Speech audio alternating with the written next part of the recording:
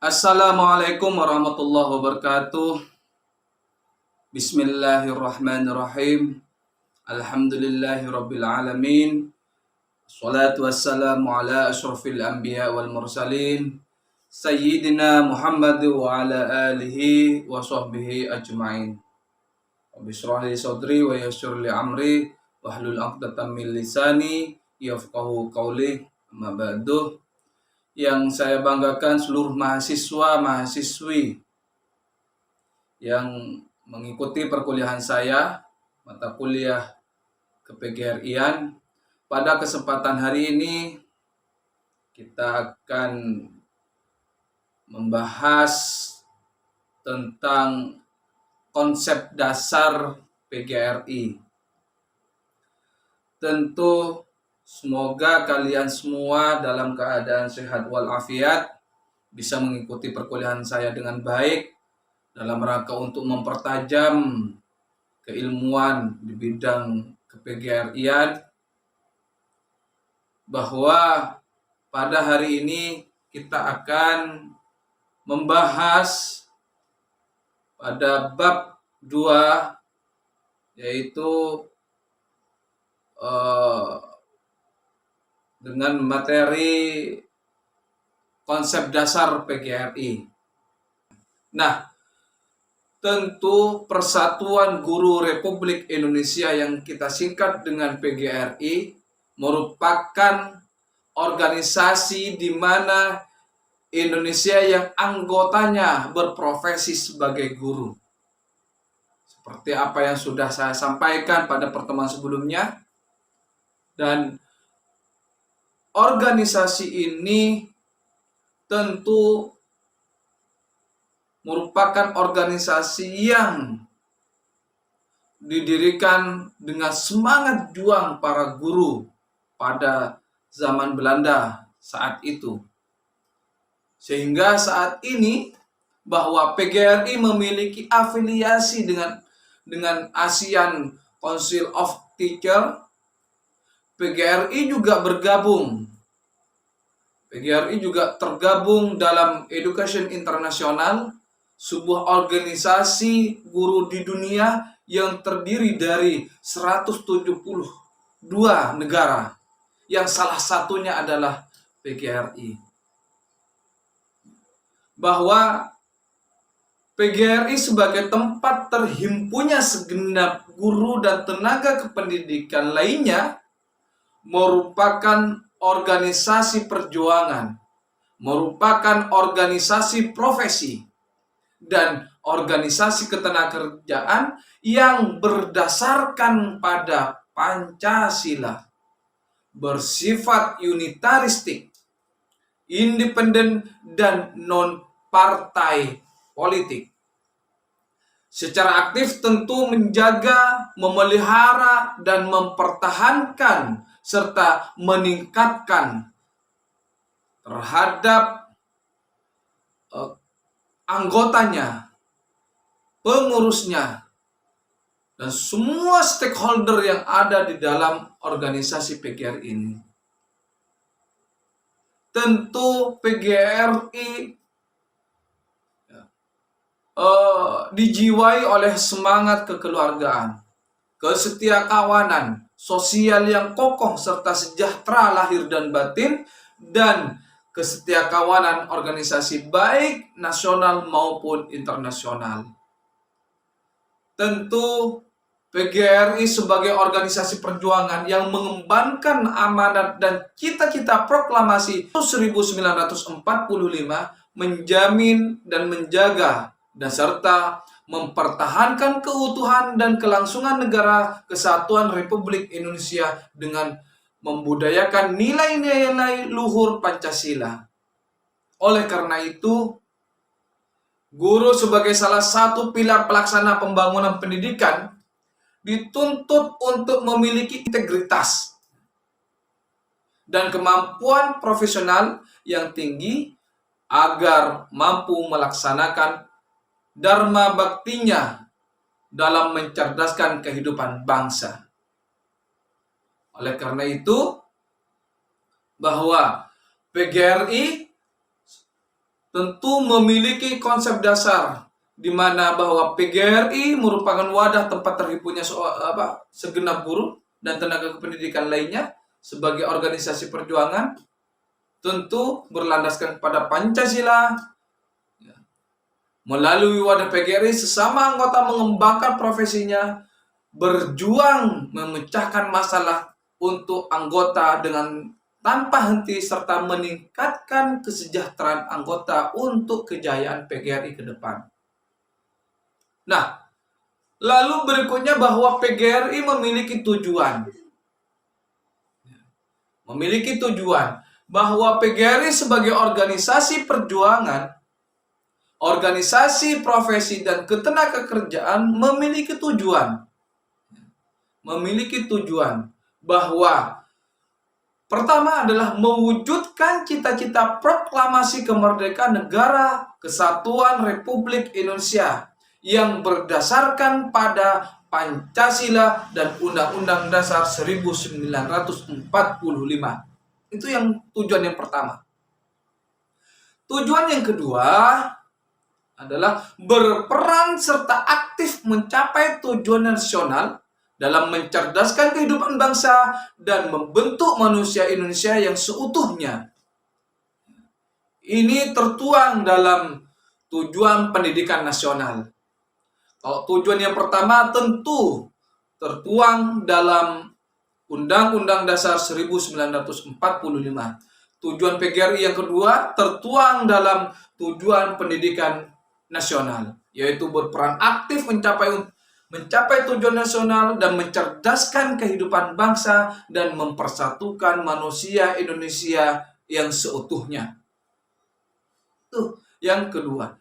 Yang ketiga, bahwa PGRI berperan serta aktif mengembangkan sistem dan pelaksanaan pendidikan nasional, mempertinggi kesadaran dan sikap guru, meningkatkan mutu dan kemampuan profesi guru, kependidikan melalui peningkatan kesejahteraan serta kesetiakawanan antar anggota.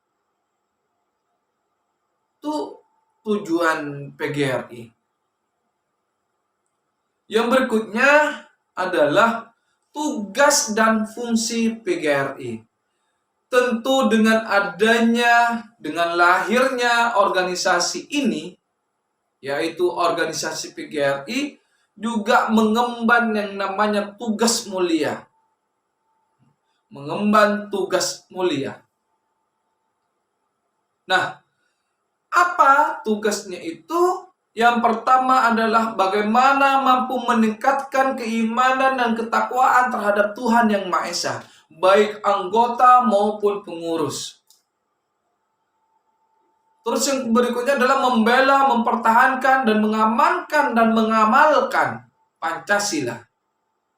Meningkatkan integritas bangsa dan menjaga tetap terjamin dan terpeliharanya keutuhan, kesatuan, dan persatuan bangsa. Berikutnya adalah melaksanakan dan mengembangkan sistem pendidikan nasional, serta membina dan bekerja sama dengan himpunan atau ikatan atau asosiasi profesi dan keahlian sejenis di bidang pendidikan yang secara sukarela menyatakan dirinya bergabung dan mau bermitra dengan PGRI. Yang tentu hal ini akan diikat dengan yang namanya MOU, yang dimana di dalamnya sama-sama saling menguntungkan antar kedua belah pihak, sehingga terwujud yang namanya bersinergi, berkolaboratif, dan bekerja sama. Terus yang berikutnya adalah mempersatukan semua guru dan tenaga kependidikan di semua jenis, jenjang, dan satuan pendidikan guna meningkatkan pengabdian dan peran serta di dalam pembangunan nasional. Tidak hanya terbatas pada guru di bawah naungan Dinas Pendidikan, tidak hanya terbatas pada guru di bawah naungan Kemenak atau di madrasah-madrasah, akan tetapi selama menjadi bagian dari kependidikan, tenaga kependidikan menjadi guru, maka akan bisa terhimpun, bisa bergabung menjadi satu kesatuan, yaitu dengan tubuh PGRI. Nah, tentu dalam rangka untuk mengupayakan dan mengevaluasi terhadap terlaksananya peningkatan kualitas akademik, maka tentu sebagai lisensi bagi pengukuhan, tentu perlu melaksanakan kode etik dan ikrar guru Indonesia sesuai dengan peraturan organisasi. Hal ini menjadi bagian dalam rangka untuk memantapkan semangat juang PGRI dalam rangka untuk selalu berjuang dan berjuang. Nah, PGRI sebagai organisasi perjuangan dan organisasi profesi dan organisasi ketenagakerjaan adalah bersifat unitaristik. Bersifat unitaristik tanpa memandang perbedaan apapun. Baik itu tempat kerja, kedudukan, agama, suku, golongan, gender, atau asal muasal. Dengan sifat ini, PGRI menjadi kumpulan atau himpunan kaum intelektual yang kuat dan solid. Sehingga makna atau arti dari sifat unitaristik itu merupakan bahwa PGRI tidak memandang status apapun. Selama dia adalah guru, selama dia sebagai tenaga kependidikan, baik itu unsur dari manapun, agama apapun, termasuk juga kedudukan, golongan, maka tetap kita menjadi satu, yaitu PGRI. Tentu dengan perjuangan PGRI bagaimana kita bisa lebih menanamkan yang namanya solidaritas, lebih mampu untuk bagaimana kita belajar untuk profesional, belajar untuk bagaimana kita meningkatkan terhadap mutu pendidikan seiring dengan regulasi-regulasi yang ada tentunya. Oleh karena itu, konsep dasar PGRI itu merupakan organisasi pokok yang harus diketahui dan dipahami oleh calon guru serta tenaga kependidikan lainnya. Nah, konsep dasar PGRI yang berikutnya merupakan fondasi yang harus dijadikan pijakan utama bagi calon guru atau tenaga kependidikan yang ingin mengenal mendalam secara lebih dalam dan untuk bisa berkiprah seutuhnya dan totalitas di dalam PGRI. Yang berikutnya juga bahwa konsepsi dasar PGRI juga adalah semuanya tertuang di dalam ART PGRI atau anggaran dasar dan anggaran rumah tangga PGRI.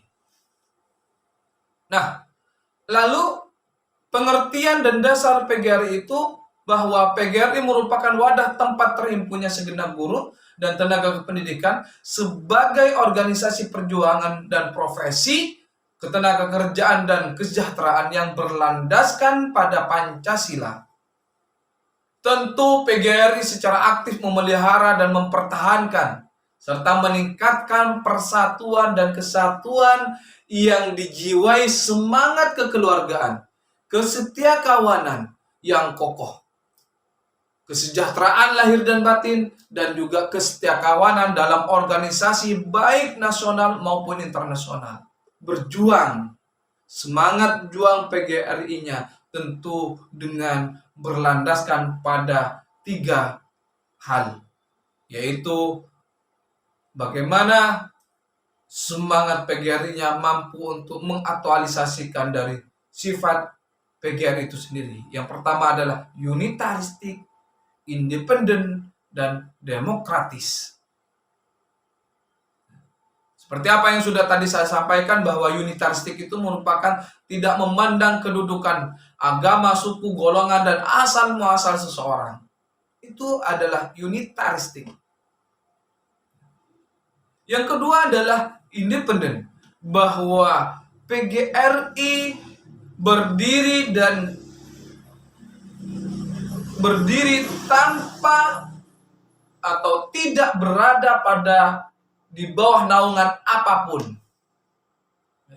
yaitu sejajar dengan pihak lain, dengan institusi apapun, berdiri sendiri, tidak berada pada naungan lembaga atau institusi apapun. Dan yang ketiga itu adalah kekeluargaan, atau yakni yang ketiga adalah demokratis, di mana demokratis itu merupakan menganut tentang kekeluargaan, keterbukaan, kedaulatan dalam berorganisasi yang dilaksanakan di dalam Kongres PGRI. Tentu inilah yang kemudian menjadi cerminan bagi kita sebagai pijakan bagaimana kita berorganisasi, bagaimana kita merawat organisasi, bagaimana kita berideologi dalam suatu organisasi, dan bagaimana kita mampu untuk memberikan kontribusi yang sebesar-besarnya terhadap organisasi. Tentu ketika seseorang berada dalam suatu organisasi apapun, maka sebagai anggota maupun pengurus tidak boleh berpikir apa yang saya dapat dari organisasi. Ketika seorang anggota berpikir apa yang saya dapat di dalam organisasi, tentu itu merupakan pemahaman yang gagal, pemahaman yang salah tentunya. Kenapa? Karena secara tidak langsung dia berpikir tentang bagaimana diri kita itu ketika berada di dalam organisasi, berpikir bagaimana saya bisa mendapatkan sesuatu. Bagaimana kita hasil menghitung untung rugi di dalam organisasi, tentu tidak diperkenankan berhitung-hitungan untung rugi. Akan tetapi bagaimana seorang organisatoris mampu menanamkan jiwa-jiwa semangat, jiwa-jiwa totalitas, dan juga jiwa-jiwa loyalitas. Sekali lagi, seorang organisatoris itu adalah berpikir bagaimana apa yang harus saya berikan, kontribusi apa yang harus kita berikan pada organisasi. Tapi sebaliknya, jangan sampai terjadi apa yang saya dapat di dalam organisasi. Jadi di dalam organisasi itu jangan kemudian berpikir apalagi berbuat tentang apa yang saya dapatkan di dalam organisasi. Tidak, tapi berpikirlah apa yang harus saya berikan pada organisasi. Kontribusi apa? Kontribusi positif apa yang seharusnya saya berikan kepada organisasi dalam rangka untuk membesarkan organisasi kita agar organisasi bisa eksis, berkiprah dengan baik. Itulah bagaimana kita semestinya dan seharusnya kita dalam berorganisasi. Yang berikutnya juga kita pada keanggotaan PGRI. Karena bagaimanapun juga PGRI butuh yang namanya kaderisasi. Butuh kader sebagai penerus terhadap perjalanan PGRI ke depan. Tidak akan PGRI bisa ditangani atau dihidupi oleh seseorang atau sekelompok orang yang itu saja. Akan tetapi organisasi PGRI membutuhkan kader, membutuhkan generasi dari masa ke masa, sehingga PGRI bisa eksis, bisa terus hidup, bisa memperjuangkan hak-hak guru. Nah, kali ini juga akan saya jelaskan tentang keanggotaan PGRI. Bahwa keanggotaan PGRI yang pertama adalah Keanggotaan diperoleh dari PGRI cabang Ranting. Tiap sekolah, di mana sekolah itu berada, maka dibentuk. Dan apabila tidak memiliki ranting, langsung melalui pengurus cabang atau cabang khusus. Nah, pengurus cabang itu di tingkat kecamatan. Kalau ranting itu tingkat setiap sekolah ada pengurusnya, keterwakilan. Terus yang di atasnya lagi ada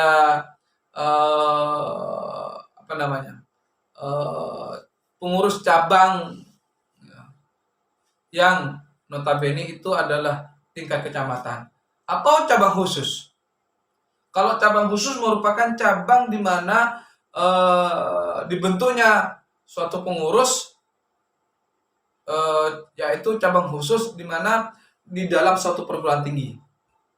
Kalau perguruan tinggi seperti kampus kita tentu memiliki pengurus tersendiri, tidak kemudian bergabung dengan kecamatan di mana kampus itu berdomisili. Jadi seperti halnya kampus STKP PGRI Sumeneb, maka memiliki cabang khusus, yaitu cabang khusus STKP PGRI Sumeneb tidak kemudian bergabung dengan pengurus cabang kecamatan Batuan, tidak. Batuan STKP. Nah, anggotanya semua dosen, semua karyawan atau pengelola itu adalah cabang khusus yang memang diatur di dalam ADART PGRI itu sendiri, dan sejajar dengan cabang di kecamatan tentunya. Nah, terus yang berikutnya pengurus cabang melaporkan pengurus kabupaten, pengurus PGRI kabupaten yang kemudian menerbitkan KTA PGRI secara online. Atau sebaliknya di era sekarang ini bahwa semuanya serba online, semuanya serba digital, bahwa ketika seorang guru atau tenaga kependidikan ingin bergabung menjadi anggota PGRI, maka langsung bisa mendaftar secara online, yang kemudian menerbitkan kartu tanda anggotanya itu secara online, dan saat itu juga langsung keluar, kecuali kartunya bisa dicetak nanti oleh kabupaten. Nah, pengesahan keanggotaan pengurus kabupaten, kemudian penerimaan anggota cabang khusus atau perguruan tinggi atau provinsi, kemudian juga penerimaan anggota nasional atau pusat bisa, dan juga kartu tanda anggota berlaku selama 5 tahun. Berlakunya 5 tahun. Nah, yang berikutnya juga, yang terakhir adalah tentang keuangan. Tentu di dalam organisasi ada dapurnya, ada bagian keuangan, di mana bagian keuangan ini tentu berkaitan dengan iuran anggota. Bahwa keuangan PGRI itu didapat dari anggota untuk anggota. Yang rinciannya adalah setiap anggota membayar uang pangkal dan iuran, dan uang pangkal sebesar 10.000, provinsi sebesar 2.000 untuk provinsi, PB itu 200 rupiah. Semoga tidak berubah. Terus provinsi itu sebesar 400 rupiah, terus pengurus kabupaten 600, cabang dan ranting itu sebesar 800. Pembayaran itu dilakukan oleh anggota kepada pengurus, yang kemudian setiap bulannya pengurus menyetor kalau pengurus menjadi pengurus cabang, maka cabang menghimpun dari semua iuran anggotanya, ada berapa anggota yang kemudian dijumlah, maka disetor ke kabupaten, kabupaten juga nyetor ke provinsi, provinsi nyetor ke pusat. Tentu untuk pusat itu besarannya 200 per, per orang. 200 rupiah dikali sebanyak anggota setiap provinsi. Kalau provinsi ke bawah juga, katakan se-Jawa Timur, setiap anggotanya ya, dikenai 400 rupiah. Kalau kabupaten itu 600, kemudian untuk cabang itu sendiri 800. Nah, per orang. Nah, itulah yang kemudian kita kelola untuk bagaimana bisa menghidupi dapur kita, menghidupi kebutuhan-kebutuhan apapun yang berkaitan dengan PGRI. Itulah keuangan tentang PGRI, iuran yang mestinya menjadi kewajiban kita pada anggota, setiap anggotanya. Itu yang bisa saya sampaikan. Semoga bermanfaat bagi kalian semua dan kalian bisa mengikuti perkuliahan ini dengan baik, yang nantinya bisa mengaktualisasikan dan mampu bagaimana kalian bisa memahami secara utuh dari berbagai referensi, dari berbagai buku dalam rangka untuk memperkaya hasanah keilmuan, memperkaya hasanah keorganisasian tentunya. Ingat, sukses itu ya, sukses adalah menjadi bagian dari solusi, bukan problem. Sekali lagi, pesan terakhir adalah sukses adalah menjadi bagian dari solusi, bukan problem. Itu yang bisa saya sampaikan. Terima kasih. Semoga apa yang sudah saya sampaikan bisa bermanfaat bagi kalian semua dan bisa mengembangkan hasanah keilmuan tentang keorganisasian, khususnya PGRI tentunya. Terima kasih, mohon maaf manakala ada hal-hal yang kurang berkenan bagi kalian semua. Semoga kita sehat terus sehingga kita bisa beraktivitas dengan baik. Terima kasih. Akhiran wabillahi taufiq wal hidayah. Wassalamualaikum warahmatullahi wabarakatuh.